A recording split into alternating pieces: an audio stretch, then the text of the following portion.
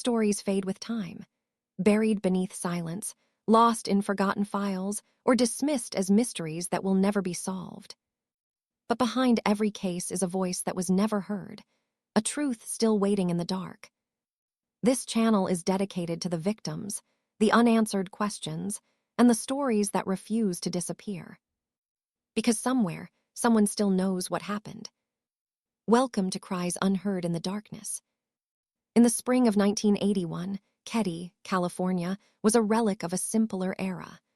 A former railroad hub turned rustic getaway, it was the kind of place where the geography dictated the lifestyle. High in the Sierra Nevadas, the air is thin, the winters are long, and the secrets are buried deep in the granite. Sue Sharp didn't move her 5 children here for the scenery. She moved here for a clean slate. After a messy separation in Connecticut, Cabin 28 was supposed to be her fortress. On the night of April 11th, the house was full of life. Sue was home with her younger sons and their friend, Justin. Her eldest, John, and his friend Dana had spent the day hitchhiking to nearby Quincy and were back by evening. Her daughter, Tina, was watching television next door. It was a mundane Saturday night. By Sunday morning, it was the site of the most brutal quadruple homicide in the history of Plumas County.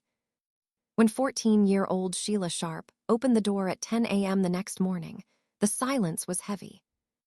In the living room, she found her mother, her brother, and Dana Wingate. The scene was clinical in its cruelty. They hadn't just been killed. They had been processed.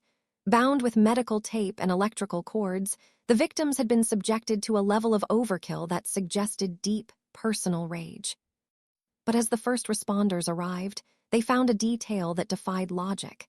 In an adjacent bedroom, 3 young boys, Rick, Greg, and Justin, were sitting on their beds. They were physically untouched. The killers had operated just feet away from these children. How they slept through the screams, or what they truly saw in the darkness, became the first of many fractures in the investigation. Jamie Siebold, a neighbor, eventually climbed through the bedroom window to rescue the boys, unintentionally treading through a crime scene that was already leaking clues. The horror of the living room was missing one piece: 12-year-old Tina Sharp. While the FBI initially treated it as a kidnapping, the trail went cold before it even started. For 3 years, Sheila Sharp lived with the agonizing hope that her sister was still alive. That hope died on the 3rd anniversary of the murders. 62 miles away, in the dense brush of Butte County, a bottle collector found a cranium and a mandible. It was Tina. This discovery should have blown the case wide open. An anonymous caller contacted the Butte County Sheriff, correctly identifying the remains before the lab results were even in. But the call wasn't logged. The recording was misplaced. It would take 30 years for a deputy to find that tape at the bottom of an unrelated evidence box, a symbol of an investigation that seemed designed to fail. The suspects weren't strangers. They were neighbors.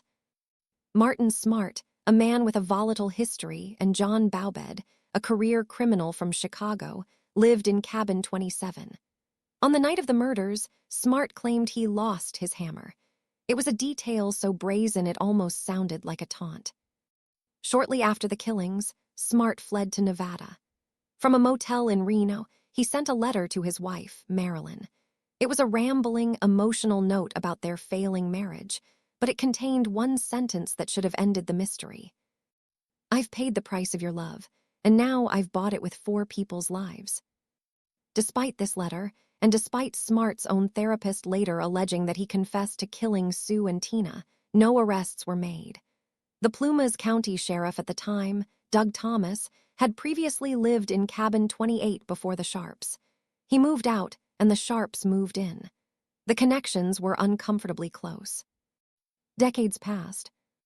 The cabins were demolished in 2004, leaving only the trees to stand witness. But in 2016, Special Investigator Mike Gamberg took over the cold case files. He didn't see a mystery, he saw a cover-up. Following a tip, Gamberg searched a local pond. Submerged in the silt, he found it. A claw hammer. It was the missing tool Smart had mentioned 35 years prior. The final, definitive breakthrough arrived in April 2018.